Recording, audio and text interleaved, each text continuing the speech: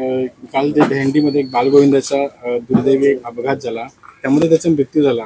तरी आपण आपल्यातर्फे आपल्या पक्षातर्फे काय त्यांना मदत देण्यास आणि आश्वासन देण्यासाठी आलो? आता कालची जी घटना झाली ती दुर्दैवी होतीच. त्याच्यामध्ये महेश रमेश पवार हा जाधव हा लहान 11 वर्षाचा मुलगा त्या दहिंडीमध्ये त्यांचा मृत्यू पावला. त्या दुःखामध्ये तर आम्ही सगळे शिवसेना परिवार सहभागी आहोत.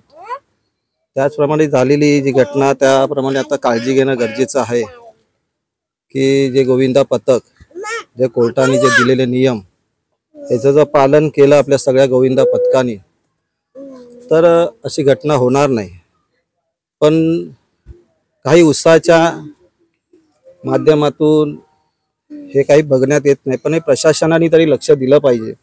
तर ज्यावेळी त्यांना परवानगी देतात त्यावेळी जे न्यायालयाने जे नियम दिलेले आहेत त्यांचं पालन होतं की नाही, कठोर पालन करतात की नाही.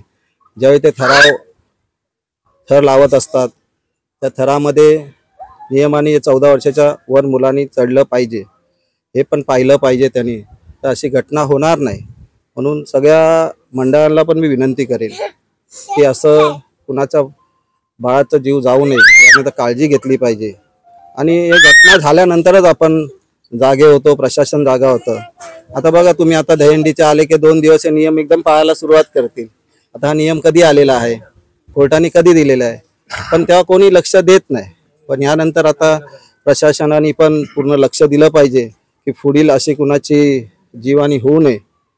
आणि मी आज विभाग प्रमुख, माजी नगरसेवक आणि आमचे सर्व रोशनी कोरे आहेत, अरुण पवारजी आहेत, शाखा प्रमुख आहेत, आमचे सगळेच कार्यकर्ते यांच्या दुःखामध्ये सहभागी आहे. म्हणून आमच्या पक्षातर्फे मी 1 लाखाची त्यांना मदत केलेली आहे.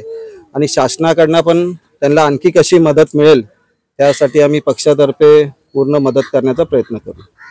खरं पाहायला गेलं तर मंडळावरती गुन्हा दाखल करण्यात आलेला आहे. त्यामध्ये काही कायद्याचे बाब घेऊन आपण त्या मंडळाला काही मदत वगैरे करणार आहे? खरं म्हणजे या मंडळावर गुन्हा घेतला नाही पाहिजे होता की ते एक हिंदुत्वाचा आपला हा सण आहे आणि त्या उत्साहाने करत असतात. त्यांना कुठे माहिती होतं की अशी घटना होणार आहे. त्यामुळे त्यांना एक ॲक्सिडेंट म्हणून एक छोटासा गुन्हा घेऊन त्यांनाही त्याच्यापासून रिलीफ मिळालं पाहिजे एवढंच मी त्यांना सांगेन.